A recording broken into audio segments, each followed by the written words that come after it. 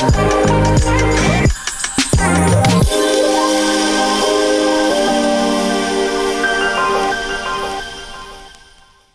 we live? Is we live? Is we live? Yes, you're now tuned into the Rare Podcast. And of course, I am your host of the most, NK, aka the man of the hour. Too sweet to be sour. But I am not alone on Rare. Of course, we've got some special guests in the building. So without further ado, I'm allowed the madam to introduce themselves. Tell the people who you are. I'm Jay Tedesco.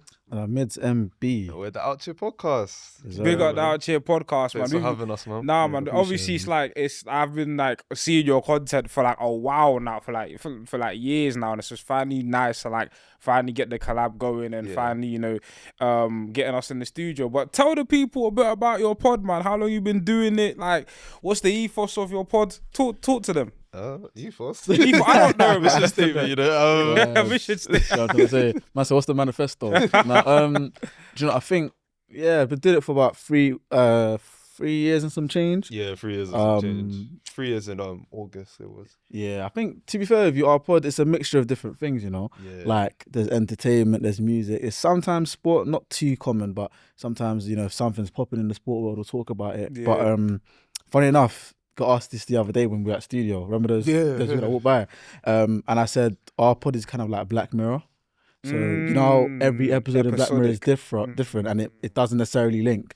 It's kind of the same with us. You never really know what you're gonna get, but there's always something there for everyone. So even if you don't necessarily binge Black Mirror, there's always gonna be like, oh, you know what, that episode and that episode, I loved it in it. So and we try to like keep it between the same 5-ish topic areas. Yeah. So it's not completely crazy. We're not gonna be talking about like politics one day and then like he pays on the date the week after or something like that. It's happened once. That was a very rare occasion, but It's a rare occasion. No, No, that makes sense because I've seen you lot bounce between like a variety of different topics. You guys just released the episode about the Joker, right? I still need to see that movie, but if you seen it, I ain't seen it because as soon as I heard it was a musical, I was already turned off in it. But do you watch musicals usually? Or? Yes, but I'm not going to the Joker to see a musical. The thing is, it's not really a musical, but there's a musical aspect to it. It's like 4 songs.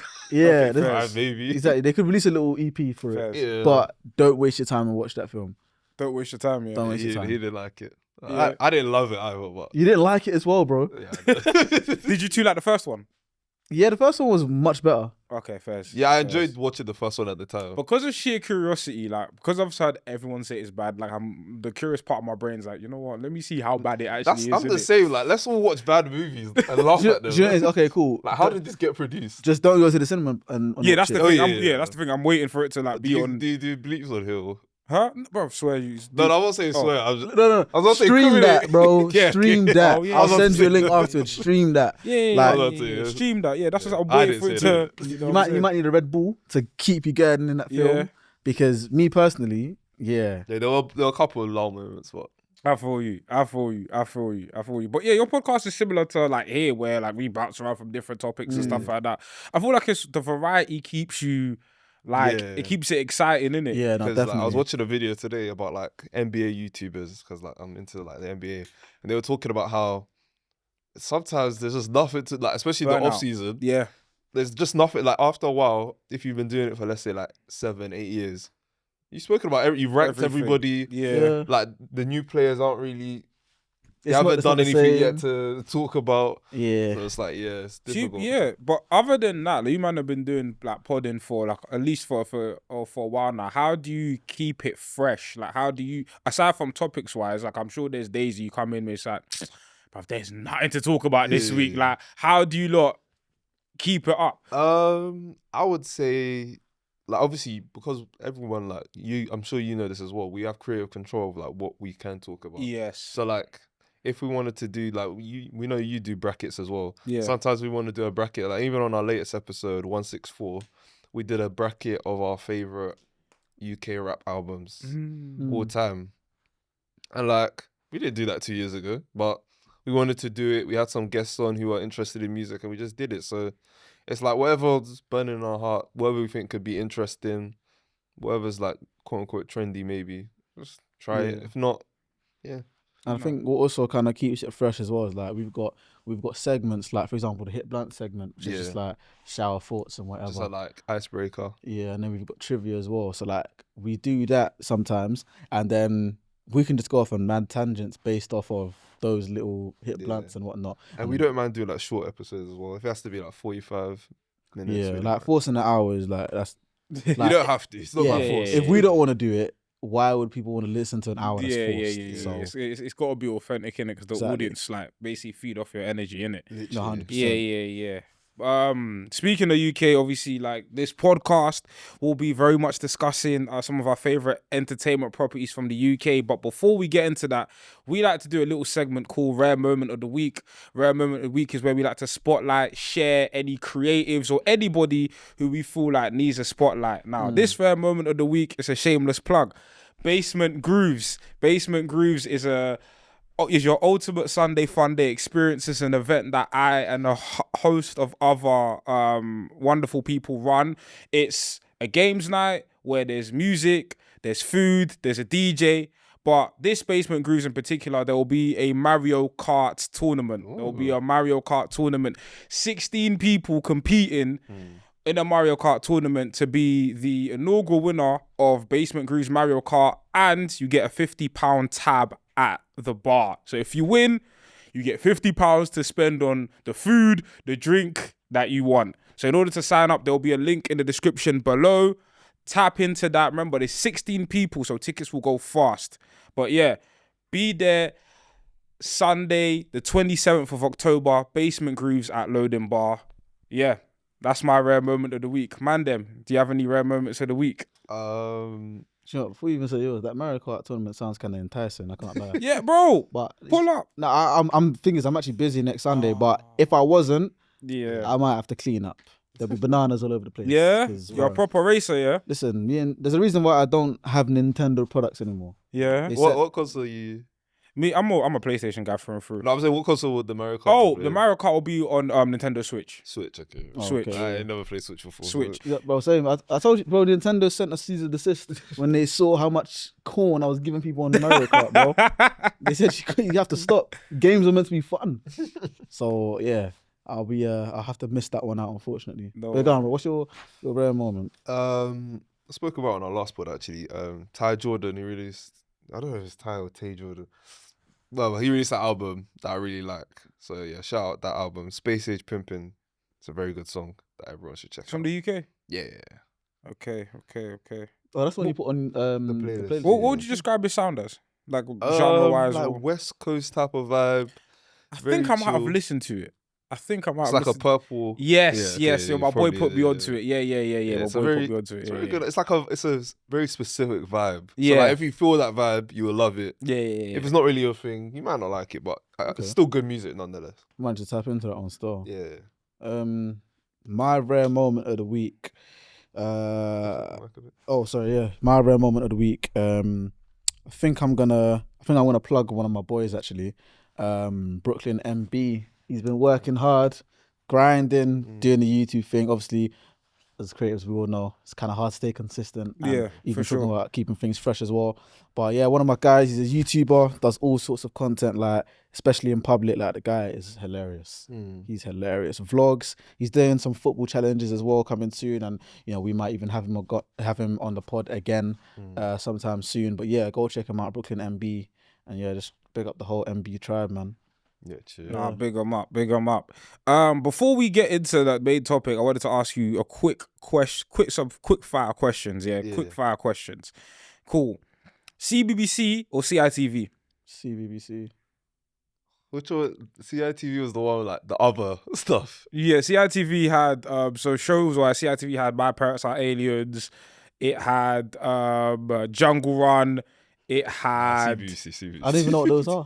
Swear. Those were when I got bored of CBBC. That's when I go to. Fairs. Nickelodeon or Disney? Nickelodeon. Disney, man. I know it's not cool, but Disney, man. They're popular for a reason, man. Nah, Nickelodeon had Keenan and Kel. Facts. Okay. Nickelodeon had some bangers, bro. Disney had High School Musical, bro. Thing is, that's one of the best trilogies in life. I think I just love the whole vibe around Nickelodeon. Like even like the like the ones like Zoe 101 and all them type of shows, iCarly, even the Nickelodeon Awards with the slime and that. That man didn't do that with Disney. You think Walt's putting Disney that was up there? Yeah, no, Nickelodeon. Was this a Waverly Place? Come on, man. Disney which was wavy. No, Disney has shows, man. The Disney had shows, but Jessie. Nickelodeon was definitely like more adult. Yeah, it was definitely like more adult in it. Like it felt like the Nickelodeon shows treat the teenagers like teenagers, and then the Disney stuff was like very like happy-go-lucky, fun and thing. But yeah, I don't want to be happy, man. No, but it's just like, bro, to run away or something. It's like every week we're seeing this. It's the same. Every week you need to be happy. Nah, man, and it's nah. And Nickelodeon had Nick Jr., bruv. I'm involved. Fair enough. I'm involved. True. But yeah, the main topic at hand was inspired by big up Angelica Bell, CBBC presenter, legendary in these streets. She was on a radio show talking just about like representation, and she spoke about how, you know, she felt she didn't do enough in terms of representation at the time, which I disagree with, and I feel like she was such an important figure in my childhood in terms of seeing like black representation on TV, and it inspired the whole topic of like, hey, what are some of our favorite black British shows? I'll start off. We mentioned CBBC in the beginning. Did you guys ever watch Kerching? Who? Kerching. No. You never watched Kerching on BBC? Nah. Kerching was like one of these shows. Google it, but it was one of these. Sorry, how old are you, brother? I'm like 26. Okay, yeah, but nah. We should be in the same age range. Yeah, exactly, bro. We're in the same era. You know, he knows about Kerching. That sounds like one of them, like, you know, them sales shows where it's like, oh, they're showing some new like mop and something like that. Call this number now. Was cold still. You know what I'm trying to say? It was about this black kid who basically like had a side. He was basically a Mark Zuckerberg. He basically like invented social media, and he was like. What? Yeah, he had like a whole side hustle where he invented social media. It was a cold show. I ain't never seen this. Anyway, let me know. And it was like a black cast. Proper black. That was a black. Was it British? So it was British as well. British, man. Crazy. British. I've never in my life. And you know, this show is from the 2000s because his nickname was Rude Boy. It's from the 2000s. It's from the 2000s. His nickname was Rude Boy. Rude Boy. That was his alias. What do you mean by that? What do you mean by that? No, because search up that writer for me. No, for real. What made you go with that name, bro? I can't believe I don't know about Kerching. I've never heard that in my life. I know the sound effect, but I don't know the TV show. This is. But it was proper. Like even one of the actors, yeah. It was a proper blackity black Were show. any of the actors like known for anything else after, or was it? You know how it is with some of these child actors. One of them was ended up on EastEnders, but Okay. that's about it. Yeah, you know how took that route. Yeah, Okay, one of them ended up on EastEnders. If you watch EastEnders, Chelsea in it, but Okay. yeah, another black British show that I fucked with. This is newer, Chewing Gum. Who? On E4. Damn! No, joking, I've heard of it. But I've never watched it though. You never watched Chewing Gum? Nah. Chewing Gum is actually. When you say new, how new are you talking about? Chewing Gum came out, what, 2016? Yeah, I ain't watching that. What's it about? Nah, I don't Chewing think so. Gum is about. It's funny enough. It's set in North London. It's set like in Andover Estate. So it's basically about like a girl. It's written by Michaela Cole. I have seen this. Yeah. It's with the girl from Top Boy. Oh. Yeah. Okay, Yeah, yeah. I saw it advertised. I never watched it. I saw like 2 or 3 episodes. Damn. Let me know what British shows you have, because I feel like I'm just gonna name shows that Do you know what? nobody sees. Do you know there was an age where I just stopped watching like TV. Fairs. Like obviously I watch Netflix and stuff. Yeah. TV shows on there, but in terms of like British TV, unless it was on Netflix, I struggled with I it. can't lie. I didn't watch British TV growing up. Really, I've watched. If it wasn't like, this is gonna sound very, very mad, but stay with me. If I didn't watch like MTV, Channel U, Channel AKA, I'm watching something like what do you call it? My Wife and Kids, Will and Grace, them things there. So like, wait, you see My Wife and Kids? Did you watch that on Trouble? Yeah, Trouble and like Dave and all them TV. Yeah, them channels there. That's fair. Because with me, I was like I watched everything on TV in it. So I was the person just to flick through channels and just to watch like bare different stuff. But All pivot. My Wife and Kids or Fresh Prince of Bel-Air? My Wife and Kids. Ooh. I agree with you. Yeah. I agree. I think My Wife and Kids is We're talking about just better show, Better funnier. show. better sitcom. Better show. Better. I think My Wife and Kids is funnier than Fresh Prince of Bel-Air. Yeah, My Wife Do and Kids. you know why? I wanted to argue, but Do you know why My I Wife and Kids is honestly better? believe My Wife and Do you know why My Wife and Kids is better? Yeah. It doesn't even need an intro. It's just straight into it, and it's like, just raw comedy. bro, it's just raw I comedy. can't, for Like- those on the camera who can't see, we're getting looks behind the camera. We're getting What, looks. you don't think so? No, Fresh Prince is the origin, yeah. It's the origin in terms of the way it revolutionized. No, I hear it, but still, like I yeah, no, I do get it in terms of There's even a inspiration. Fresh Prince spin-off now. No, I hear it, but also Which you is- have to it's credit the successful. Wayans brothers in terms of their creative, their comedic excellence. Yeah. Do you know what I mean? Speaks for It itself. doesn't rely on Fresh Prince coming first. Huh? Yeah, you can be inspired We by don't do that something, old but stuff though. We don't do just because it came nah, first. you can be Well, it's inspired by better. it. but- Done in the 90s, yeah. Nah, I don't. No, I didn't say all that. I'm just saying, like, didn't say all that. That's not the be all and end all for me. Yeah. It's like, what do I actually think is better? Okay, don't get it twisted. In terms of like my top black sitcoms, yeah, for me it goes My Wife and Kids, Fresh Prince of Bel-Air, Everybody Hates Chris. Then there's others that I like, but they're not because they're funny. You're gonna put something like Desmond's in there, or like No. That was his class though. Let's Hey. not do that. No, okay, UK. You might not know this one, but Little Miss Jocelyn. If you watch the BBC Three, Little Miss Jocelyn was hilarious. People in the comments, people will know Little Miss Jocelyn or BBC Three was like one of them sketch shows. Yeah, you know how we had like the Little Britons and stuff like that. It was one of those like classic sketch shows. I feel like Little Miss Jocelyn. If you've seen, I don't know, there's one meme from Little Miss Jocelyn that was popular that girls like to use, where it's like all men are blood clots. yeah. That's that came from Little Miss Jocelyn. Jocelyn, okay. That came from Okay, Little I Miss never Jocelyn. watched it, to be fair. Nah, with you. it's one of literally the funniest like comedy sketch shows to come out of the UK. Just, ever. I think with a lot of UK TV, and see, I think I just had the stigma in my head about UK TV based off of like EastEnders, Emmerdale, Corrie, fair. all of that sort of stuff. So I was like, if it's UK, I'm not really that much interested in it unless it's something it's a banger. Yeah. If it's undeniable. So what would you consider a UK banger? Of all, like, as in just generally, Generally, doesn't have to be or something generally. like Does Luther count as- 100%. Luther's cold. Luther's Luther's- No, but I'm saying, cold. are we allowed to claim that? Oh, wait, it's produced by the BBC, yeah. It's Idris Elba too, bro. Like, we're claiming that, bro. Luther's ours. Like Luther's Like, from we UK. even have shares in The Wire if you No. want to take it there. Just saying. I mean, Hey, look. If you're on it, Hey, that's look, rules. I'm trying to say, we got a couple shares. but yeah, I mean, yeah, Luther's quality TV.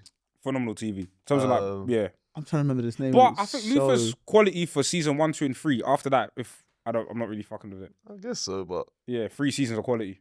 yeah, that's enough. I mean, Yeah, fairs. the name of this show has literally escaped me, but it's on Netflix. It was a BBC original, and it's about like terrorism in the UK. Bodyguard. Bodyguard, thank you. That is class, I haven't Bodyguard's seen it. class. bro. Bodyguard's class. Very good. One season, and that's all it needs.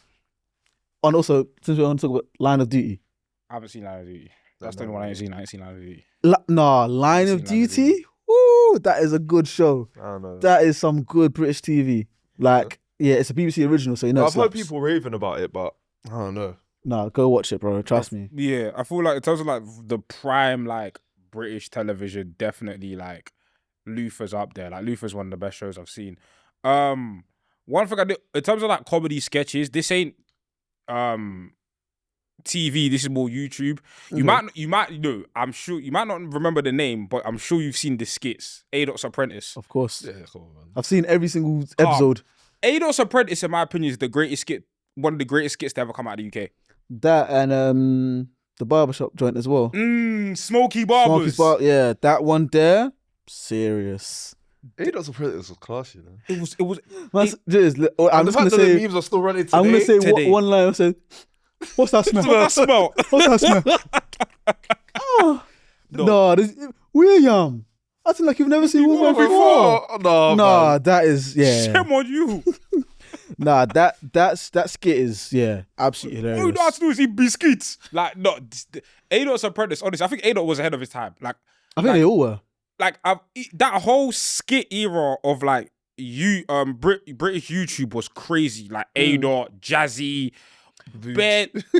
even the Asian brother, what's my man's name? Diary of a Bad Man. Diary of a Bad Man. Yeah, that like all of that was. He was getting million views before that was even a bro. Before like monetization was a proper thing. Don't jealous me. Yeah. Like their man ahead of their time for sure. Did you guys see Meet the Other Banjos? Me there, I had it. Yeah, I didn't watch that too. Bad, but it was funny though. Meet the Other Banjos was funny. What did the guy who played like the son went to my school. Oh yeah. The guy who played the son went to my school. Yeah. But yeah, that show was hilarious. That show was very funny, very relatable. There was one recently. Oh wait, actually no, not recently, but it was like a couple years ago, kind of similar to Meet the Other Banjos, but I can't remember the name of it. But do you guys remember Youngers? On E4, yeah. Youngers on E4. You never watched it? And from South. The only reason I say it is because it was shot like basically only in South. Yeah, but Meet the Other Banjos was shot in South as well. Yeah, but we both watched it. Oh, you watched it? Oh. Yeah, I said I watched a little bit. I didn't watch it like religiously. I might have watched an episode or two. Oh, fair enough. Now, Youngers, that one was because that was close to home as well. That was like on our doorsteps, bro. Like, yeah, crazy. Go ahead. What do you think happened to that skit? I mean, I feel like if that skit era of YouTube happened now, because I feel like back then in YouTube, like people, I don't think the UK was ready for like to make money off YouTube. Like I don't know how monetization was, but like now everyone wants to be a YouTuber, innit? And now because people see the pathway, like you can get monetized, you can make bread, you can have brand deals, sponsorships, and all that type of stuff. But I feel like in the years of like A-Dot's Apprentice and all these guys were just doing it for the love of the culture. And I just wish they lived in the current landscape of YouTube now, where they can get bread from it. Because I feel like A-Dot's Apprentice, the only person I saw transition from like skit making to TV was Roll Safe with Roll Safe. Yeah. But then even when it went to BBC Three, that was the funniest thing. The BBC Three era of getting the skit, because they did that with him, they did it with Tom Mucci. Yeah, like it's still funny though. It's still funny, but the rawness ain't there. Yeah, I think they need to maybe. Yeah, I mean that's the thing. Grip. That's the problem when you're catering to your audience. Sometimes when you want to transition and monetize, it feels like you have to start compromising certain things. Yeah, because obviously now it's BBC Three. Now you're not in creative control. Yeah, you have it's almost like you're a creative consultant, but with not too much power. Yeah, you know what I'm trying to say. But I think that was the main problem for a lot of those guys. Like, and also, but I don't think that it still wasn't like sell out bad. If we keep it a buck, like when these guys like A-Dot's Apprentice, Don't Jealous Me, all these guys were in their prime, it wasn't cool to outwardly be as like African influenced as they were being. Yeah. So I feel like that's what kind of, I don't want to say hindered them, but it's just like, for example, if they were doing it all now, they would blow a whole lot more, if that makes sense. And I feel like weird because then because even when you think about it's difficult to say that because they've opened the doors to where I can't imagine them doing it now. No. Obviously, those people that are in anything, there's always going to be those pioneers that kick open the doors and don't reap all the benefits. Yeah. But I'm saying what made it so great was that there was nothing really like that before. If you go, yeah, exactly. And the reason that how can I say it? The reason why it was even greater back then is because yes, there was nothing like that before in the current landscape of things at the time. Yeah. So for them, it was like, for us, I'd say it's like a breath of fresh air. But then also you have to look at the landscape of society at the time. Yeah.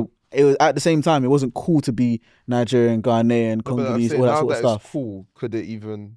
I think the content would bang. I just feel like it bang because there's more support. Instagram reels about that type of content all the time. No, but I don't know how. There's more support behind it. There's more of a relatability now, and not even just from our aspect. It's more so from someone who's not from that background. They see the.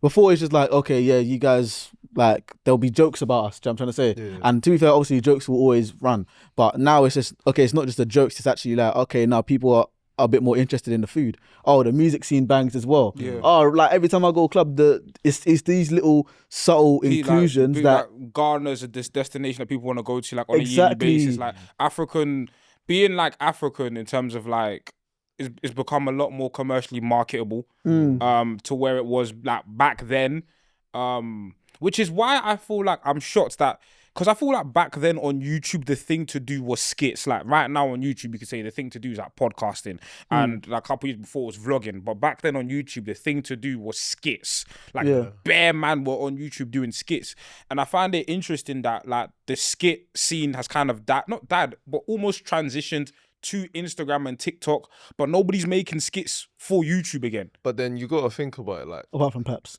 Yeah. But you got to think about it. The people inspired by the skit makers thought, okay, our social media platform of today is Instagram. Yeah. So they're going to make skits for Instagram. So now you have Instagram Reels, TikTok. So it's always going to transition. Yeah. But then also, when I was talking about the whole marketability and like the...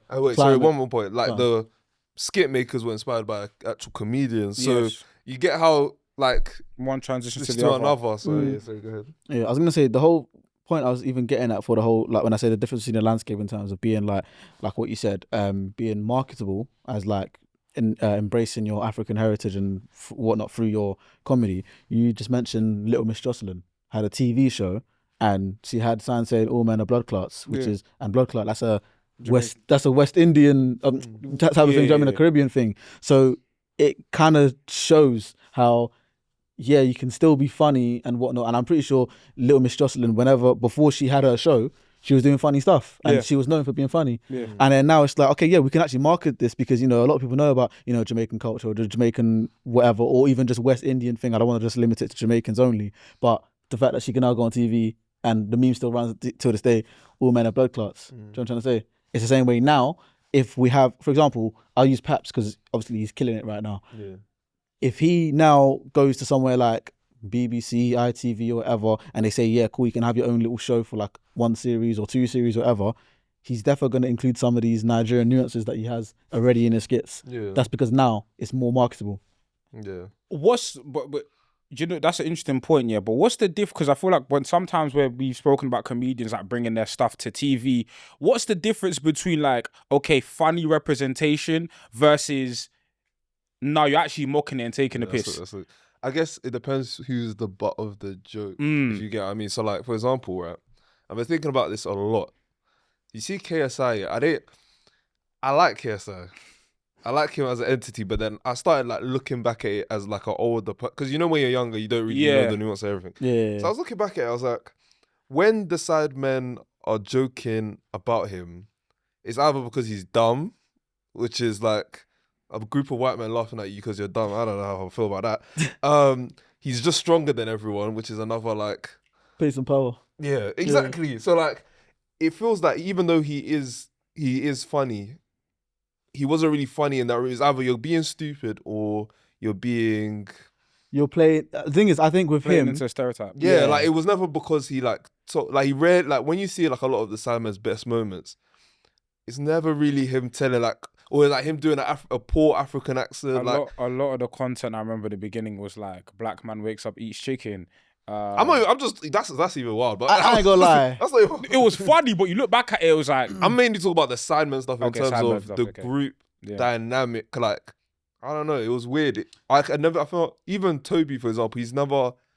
if you were to say who's a top Sideman, for example, you'll never be one of those two, if you get what I mean. What do you mean? In terms of...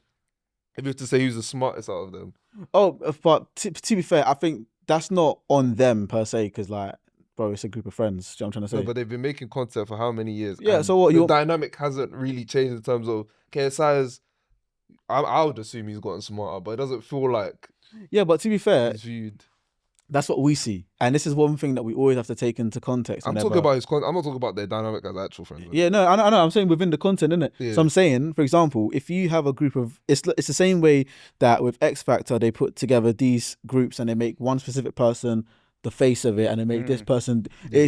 If it works, it works. And if you kind of take away from that dynamic, for example, if KSI is now the genius, it's like it kind of goes against the dynamic they had at the beginning, if that makes sense. I think going back to your question, the thing is, who's the fans as well? Yeah. Who's the consumers of said thing and who's holding the people accountable if they mess up? I think that's like, you can see it in music, you see it in TV, like, if the person holding you accountable is like the culture, for example, there's certain things you just wouldn't do. You know what I mean? So I think that's one of the main things for me. I think and I think that's the problem as well. It's a double-edged sword because if we're being frank, in order to like get to the get to levels of the KSIs and all of these, get onto mainstream media, you can have to have a white audience. Like, you have to have a white audience in terms of like mass appeal. Not in terms of like you can be successful in the culture, but if you want to be like on ITV or whatever, white people have to see you. Frankly, because they're the majority. Because the majority, they're the masses. So that means you kind of got to take them into consideration when making content. But some people know how to strike that balance, but then some people will go too far where it's just like, okay, we're not laughing with the culture, you're laughing at the culture. And I feel like Beta Squad is why, if Beta Squad did exist, then I would maybe allow that KSI argument to be like, you know what, he's catering. But Beta Squad, like, Chunks has got loads of white fans. That's different because they're all black. No, but that's what I'm saying. But they still have loads of white fans. Yeah. Okay. I get what you mean. So they're still culturally. But then also, like you rarely hear things about them doing something that's a bit like. But then, I mean, A, you can kind of say the same about the Sidemen, but B, this is the climate now. Do you know what I'm trying to say? Nah, I don't like that. It's two different climates, bro. It's literally essentially like 2 different decades as well. Yeah, I guess so. You need to take that into consideration as well. Like I do understand what you mean. No, but the overall point doesn't matter what decade it is. Oh no. So like the overall point, no. But what you were saying there about like the Beta Squad and whatnot, I do agree with what you're saying. Yeah. But also take into context, it's like what Beta Squad started 2020. Wait, because something started in like 2010, they can't change. No, what are you talking about?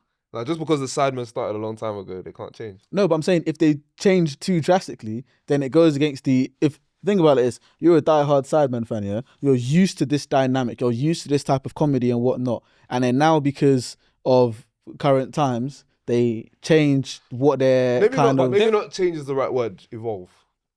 Yeah, but okay, devil's advocate, don't... Okay, for example, we spoke about, like, in the beginning of the podcast, like, us as content creators, how we keep stuff fresh, yeah. Let's say, for example, you talk about generally what you want to talk about on the podcast, same here. Yeah. To a degree, the audience can influence what you talk about, but generally... They can recommend stuff, but people recommend stuff, but generally you bring the content to the people. Yeah. So I say that to say that I'm sure, like, I'm not here to count Sidemen, single out Sidemen specifically, but as the content creators, you kind of... you're the tastemaker. You make the audience like what you put out, basically. So in a sense where, cool, if you want to evolve with your content, you're the creator. Try, and then the audience will respond however they respond. Yeah. And I feel like some content creators are too afraid to evolve, even though they're in a position where it's like the audience is here. Yeah. We are in control of the content. We are content creators.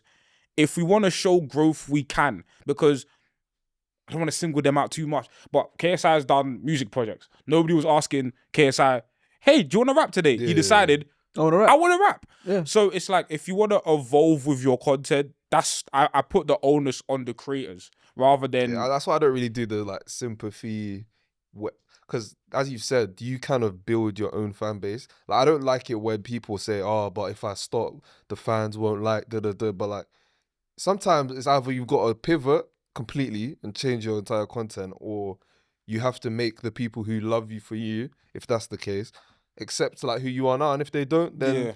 Because let's be honest, if you have 10 million subscribers, there's still 9 billion or 8 billion, or 9 billion people that don't know who you are in this world. So like, there's never like, just because this 10 million... I know it's hard to like turn... And this may be where like integrity and all that stuff comes into play, but it might be hard to like turn them down and disappoint them. But if they really like you, they'll join you whatever you evolve to become. And obviously it might even be gradual. Like it might be you start reading more eventually, and then eventually you just pivot. But then also, certain man don't want to evolve, bro. Mm. Certain man aren't even aware that I need to evolve or this is even a problem. So there's also that card to think about in the deck. So with the obviously we're very much in the digital era of like content consumption, and like the stars of today are mostly coming from social media. Like we're not like running to the TV to watch the latest. Who's the new Anton Dexter these days, right? Yeah. Like a lot of the stars are being created on social media. Do you feel like, so I say this to say, do you feel like eventually like television is gonna get phased out in terms of, forget like actual TV shows, but like, for example, we don't, like I mentioned Anton Deck. Do you feel like the social media creators now are running to be on TV because that's where the money's at, or do you feel like a lot of people are comfortable here and want to build platforms here rather than running to traditional media? Oh, it's difficult. I think everyone's comfortable kind of here, to be fair with you, because here is still a relative unknown. Like when you think about the content creator industry, like I think it's still limitless to the amount of money that you can make. And I feel like someone like Mr. Beast is a perfect example. I never seen Mr. Beast on TV. But let's focus on UK, because I don't think there's any. When it comes to UK, then like even like someone who's 10% of Mr. Beast, I don't even think we have that. No, not yet. Yeah. But okay, cool. Someone like Harry Pinero. Yeah. I haven't seen him on like. No, but actually no. He's done the Channel 4. BBC thing actually. Yeah. And he's got the Channel 4 stuff. Channel as well. 4 stuff. Yeah, exactly. But what I'm saying is, I haven't seen. How can I say it? Like Most of the things that you know Harry Pinero for is It's not on social TV. media. And a lot of the things that Harry Pinero does is very social media based. Of course, there was a Channel 4 thing, and even like the whole like Does the Shoe Fit? That wasn't on TV. Yeah. That was a YouTube series. Yeah. And if anything, that one, like I guess, kind of took him to a bit of another level, took Chunks and them boys to another level as well. In terms of going viral, and Yeah. obviously the football stuff as well. Exactly. So I feel like it's very much so where 10 years ago it might have been like, yeah, we need a show. Oh yeah, we need a series. I don't think we need that anymore. Same way with I think other now industries. it's like more so like an added thing to get like the TV viewers. Yeah, exactly. Rather than like I need it to Exactly. survive. It'll be nice and it'll be great, and of course no one will turn that down because it's another avenue. Do you know what I'm trying to say? Something to add to your portfolio. But it's kind of like the way that when it comes to artists, Yeah. everyone always wanted to get on the radio, or everyone always wanted to get on Fire in the Booth, and that, I mean that would be like the cementation of what you're doing. But now you don't necessarily need to. You go viral on TikTok using your sound, then people start thinking, oh, who's this? Do you know what I'm trying to say? You can kind of make it without having that rite of passage that we're kind of used to traditionally. Yeah, I think to circle it all back, I definitely agree with you, and that's why I'm happy to see like a lot of like black creators on these platforms winning, because it's like before we had limitations on TV. Yeah. Before it was like you had to go to a studio, I have to get my stuff commissioned, I have to get this and that. Where like right now we can just basically put our products direct to consumer. But I feel like in like the film and TV lane, obviously we're seeing people like Rapman excel with like Supercell and stuff like that. It's a scene where we're finally penetrating, and it's like it makes sense why you mentioned like all of us, like we grew up watching American TV shows. Yeah, we grew up watching, and I don't know if this is the case for you, but for a lot of the time, when it came to like black representation in the UK, it was very few and far between. It was like 100%. I mentioned, like the Little Miss Jocelyn's, the Lenny Henrys, Reggie Yates. I mean, like it was very like limited space. Ainsley Harriott, do you know what I'm saying? But now, slowly but surely, the reason why I'm so happy for the success of Supercell is like, finally, we're getting black British stories told, and it's not the same. Even though it's set in ends, it's not the Top Boys, it's not the Shanks, it's not that. It's in the same environment, but it's different. Even a movie that I always pioneer, Rye Lane, is a rom-com set in Peckham. Yeah, that went crazy, and I feel like finally we're getting to the point in like media where us as black UK creatives are finally getting to tell our stories. I'd love us to tell more stories, but when it comes to the film and TV industry, I feel like they're very happy to keep us in the niggas in gang shit. You like I Came By on Netflix? Okay, it's a very good. It's a UK film. Okay, and it's got I think is it Javon Wade from Wall of Comedy? Sick. And he's like the lead actor in it. It's very good, very different. This is literally none of that stabby stuff. And no, because that's what it is, isn't it? Yeah. But no, it's very good. I think you'll like it. Yeah, it's almost it's actually no, it is a breath of fresh air. When I watched it, I was like, wow, this is different. Like it's very much conspiracy, a bit of a thriller. It's very good. Yeah, because there was another show I saw. I haven't seen it yet, but I saw a lot of people recommend it. I think it's on BBC. I think it's called Borders. It's about the children in the boarding school. Yeah, it's about predominantly like black kids in a boarding school, and like the diversity of narratives is important. I feel like diversity in terms of like seeing us on screen is there, but in terms of like the narratives that are being told about us, I don't want just like 10 minutes of a five season long thing, and you don't really see like the person talk, or they're just the comedic guy, and you want different things. Okay, I'm just gonna say it. I don't want to see the black representation where you're ticking 2 boxes, you're killing 2 birds with 1 stone, where the black character is all of a sudden gay, or the black person is a lesbian, and I'm not even trying to say you want multiple. Yeah, exactly. And obviously, I have nothing against like the LGBTQ community and whatever, but I'm just saying I feel like it's killing 2 birds with 1 stone, and you're not doing justice to either one. Yeah. Do you know what I'm trying to say? Yeah. So I feel like if you're gonna have a gay character, have a gay character. If you're gonna have a black character, have a black character. Do you know what I'm trying to say? Don't just combine the 2 and then. You can't combine them. No. I think obviously there's nothing. No, it'll be for example. I get what you say. It'll be like there'll only be 1 gay representation, 1 black representation. Where you can have multiple. You can have. You're saying multiple characters. You can have multiple. For example, you can have multiple black gay characters, and you can have multiple black characters where it'll be like, okay, we are trying to fill a representation quota. Quick. Put them all on the black guy. Do you know what I'm saying? Okay, even to expand it, even on black disabled characters, where it'll be like, okay, the characters, okay, we want to reference disability. Cool, we have a black character disabled. Great. That'll be the only black character you see on the show. Exactly. In its entirety. That's what and I'm it'll be saying. set in London. Do you know what I'm saying? Where it's like, representation, like I feel like you said, I feel like people will just tick off a quota where in a show, for example, like EastEnders, right? Again, obviously EastEnders is in England. You have Ben, Phil, all different shades of whiteness. Yeah. But it's fine because but with black shows, it's like what you're saying, it's like they'll throw 1 black character and then they'll make that thing, whether it's like his speech impediment or whatever, the entire crux of the character, not flesh out the character to make them a 3-dimensional. They don't take the time to actually write the character. They write them based on their thing. This person's an athlete. This person's this.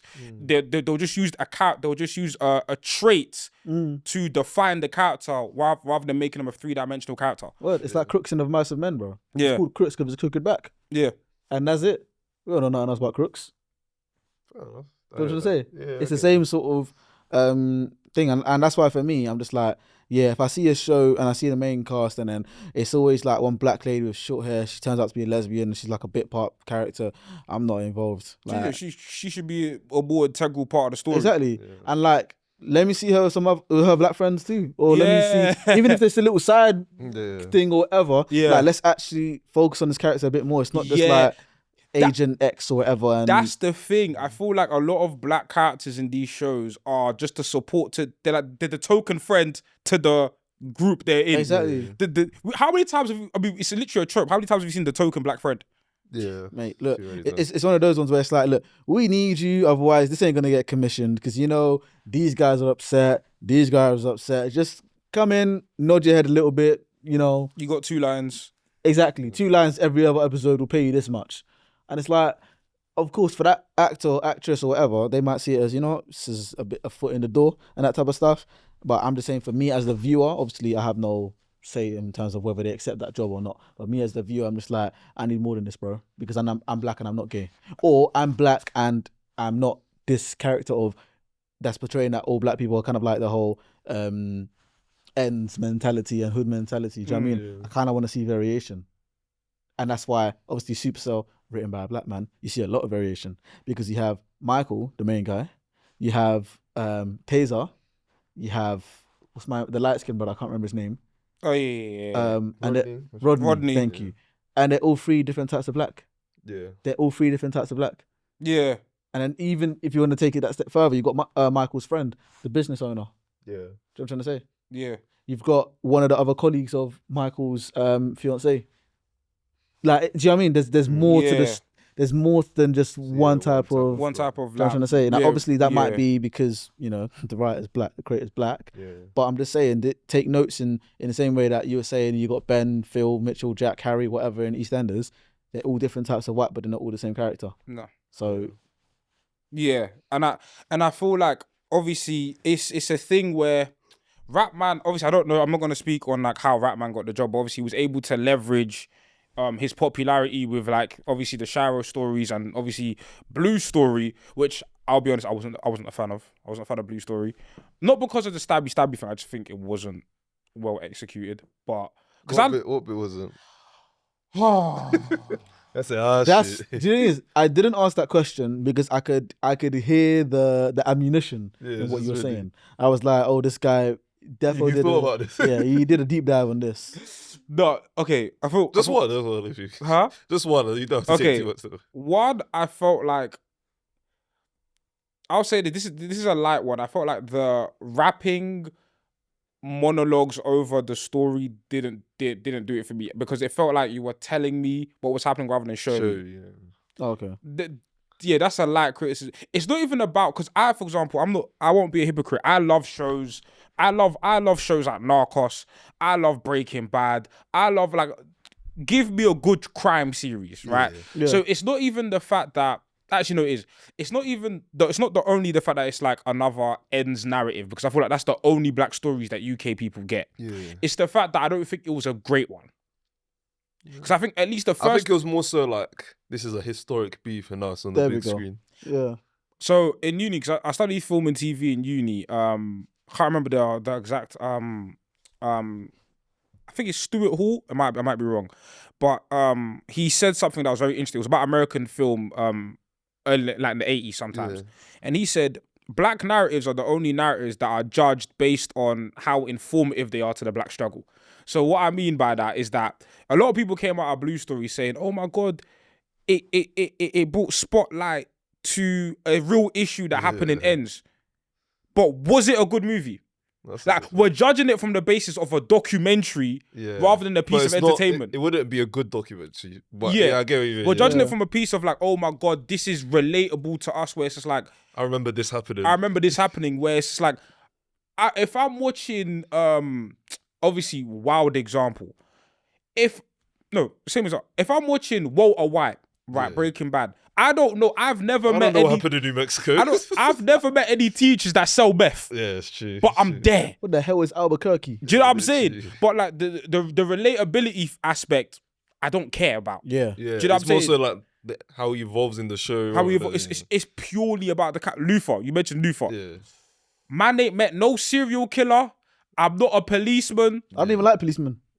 But man's there. Do you feel me? Yeah. If Luther told me to ride out, I'm riding out. Yeah. That's how I see it. And I feel like a lot of black narratives in the UK, whether intentional or unintentional, just relied upon the fact that, oh my God, you recognize that street. But, oh my God, you saw this story happen. Where it's just like, come on, bro.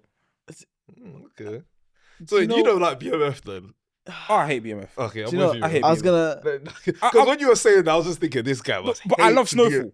Yes, Snowfall's good. I'm not gonna lie. This is what's wrong with the way black people view things. Okay. Because I feel like it's like I'm gonna dig myself. We have to make sure we land every point we say. I'm gonna dig myself. They could cook us. They could.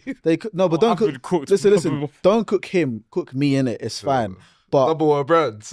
True. Yeah, we're gonna get it out of the way. But what I'm saying is, I think this is the problem with the way black people view things. I feel like everything that a black person does in terms of TV and film always has to speak on something or touch on something. Bro, yes. I just want to see good cinema. Facts. Do you know what I mean? And I'm not even saying that in terms of Supercell was great because it was great. Like the series, the way it was written was good. The way it was shot was good. Some of the characters' stories and the way they all kind of tied in together, it was very good. And that's why I enjoyed it. But I'll definitely be the first one to say that, you know what, like certain films just aren't great. Like one film that I like, The Intent. Reason I like that, because there's a bit of a juxtaposition towards the end that makes the whole film for me. So spoiler alert, don't really care. But like gets his character, when he shot and killed the bossman shopkeeper, the daughter of that bossman for the whole film, you saw her in little like side acts and all that type of stuff with her friends, you know, her grieving, all that type of stuff, and then it all ties in at the end when her and Gets meet at the club. They basically smash, and then she finds the mask of the killer in his flat, and then it all comes together and it shows the different side of not only what can happen when someone grieves, like the whole grieving process, but then also it shows a bits of Gets' character as well, because Gets is supposed to be this, you know, he's supposed to be this hard man, he's supposed to be this robber, man, you can shoot, you can kill, he doesn't really care. But you can see that at the end, he kind of like, after that interaction with the girl, he kind of cares for her a little bit, even though he kind of knows that, like, I think he knows, I'm not sure if he actually does, but I think in the film he knows that this is my man's daughter type of thing. So there's that sort of heartwarming aspect to it. Do you know what I'm trying to say? It's not just a film about robberies. They've put the narrative, they've weaved it in. Exactly. That's what I'm saying. And that's one film that I can always go back and watch, even if it's just like a little light thing, just because I can appreciate the structure of this film. Do you know what I'm trying to say? Yeah. Certain ones that I've seen, and I'm not even just saying from a UK perspective, but definitely from a Black American perspective as well, this is not a good film. You just talk about domestic abuse, someone's dad who drinks or smokes too much, a whole big family reunion, and a hell of a lot of arguing. And then somebody's got a baby somewhere. But that's wrong. My thing is that I would like, I'm sure you're saying this as well. It's not, I don't have an issue with those stories in isolation. It's the fact that I feel like those are the only stories being told. Well, not only, but those stories are being pushed ahead of other narratives. The reason why my listeners are sick of me mentioning this movie. The reason why I bring up Rye Lane so much is because when have I seen a Black British rom-com set in Peckham? Yeah. And the thing is, and the movie... Wait, could it be set in like Mitcham and you'll still like it? Fine. Okay, just making sure. It could be set in wherever, Hackney, wherever in London. It's the fact that you have two Black main characters, just basically doing a traditional rom-com. It's set in London. Yeah. And it's like, Black people are allowed to have whimsical rom-coms the same way others are. Yeah. But for some reason in the UK, where either it's and I'm not going to put too much onus on the creatives, because I'm sure we're not the only people in the room who think this way. I'm sure there's tons of people creatives. have say this for generations. For generations. But it's down to the studios at hands to commission these stories, because we want to see them. Yeah. I want to be able to flick through a channel and watch a Top Boy, but at the same time watch a comedy series. At the same time watch this. And I understand we may represent a smaller portion of the population, but it's the reason why Supercell is one of the number one shows in the world. I think the only answer is that we need our own like TV studio. Yeah. I'll be honest with you. Yeah. If we had our own TV studio, a lot more of this stuff will fly. Yeah. But hey. And also like I remember this Kendrick Lamar, but like urban support is important. Like we've got to like, this is interesting because we're all content creators. We review movies, review TV shows. When these things come out that are good, so you gotta pioneer it. We've got that's fair. Because like we've got to promote it. Because at the end of the day, obviously I don't want to drag these guys too much, but when Shits and Gigs said the whole Supercell thing, yikes. that's definitely gonna make their audience be like, man, maybe I shouldn't watch it, because they've definitely got like a lot of white people who enjoy their content and international audience. So if obviously I don't want them to lie. I don't want them to say if they didn't like it.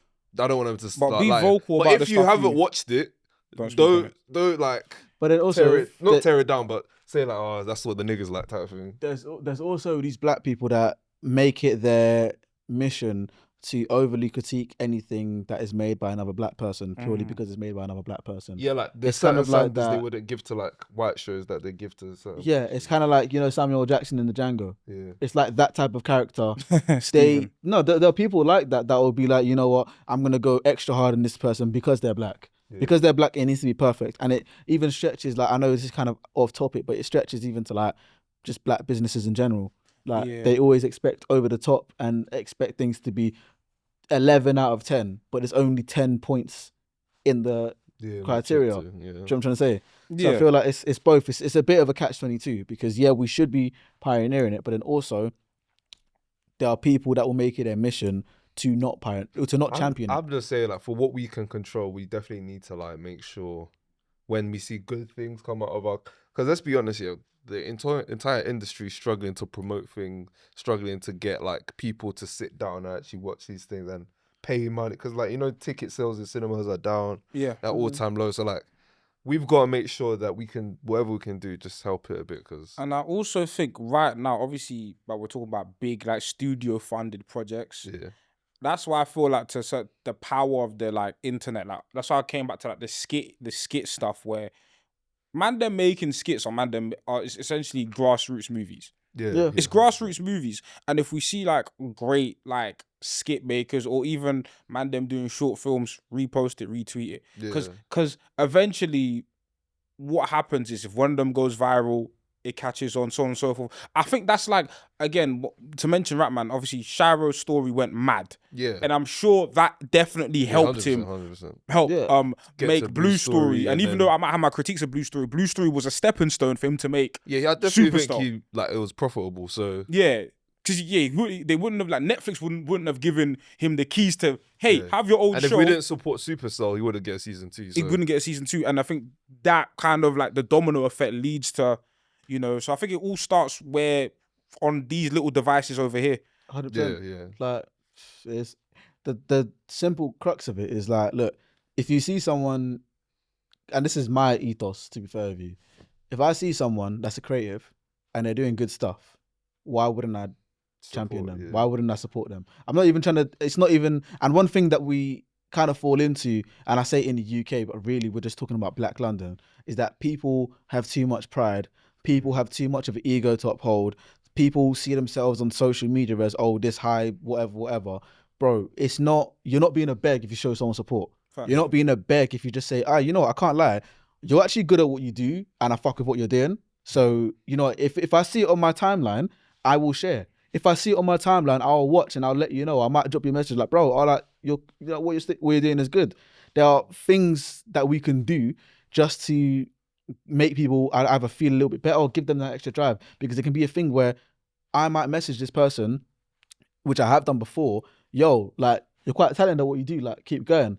They could be going through it and thinking, you know what, like, yeah, I might have these amount of followers or this amount of views or this amount of engagement, but I just don't really know if I'm really, you know, breaking through. I don't know if I'm really doing what I think I should be doing. But that one message can change your perspective completely. The same way we were saying about the journey from Supercell, Blue Story, Shiro's story. If Rapman never had the support from the raps that he was doing before Shiro's story, do you think we'd even have Shiro's story? Yeah, exactly. Talk less of Supercell. Yeah. So that's why I feel like it comes from a cultural perspective where, as people, we just need to just be like, bro, like, let go of pride and ego.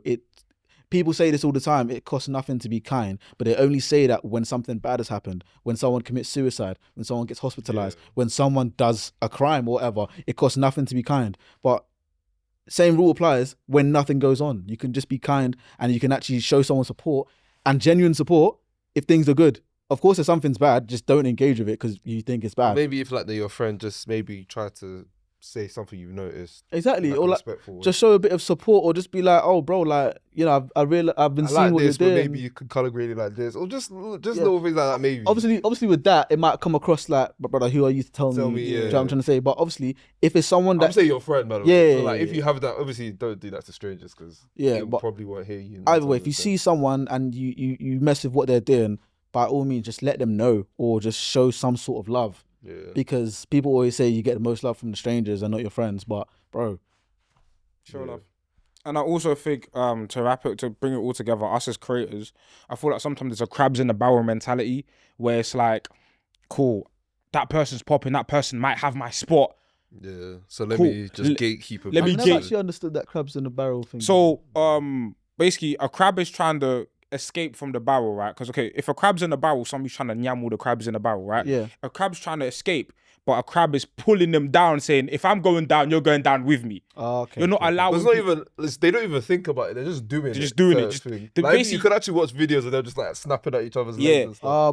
Because it's like, I'm dying and you're going out. And But we obviously it's like a mentality, but for them, they're just doing it. They're just doing it for survival. But the mentality is, hey, I'm seeing someone succeed. Fuck that. I'm bringing them right down to earth. And bear in mind, if they do it one by one, they could all escape.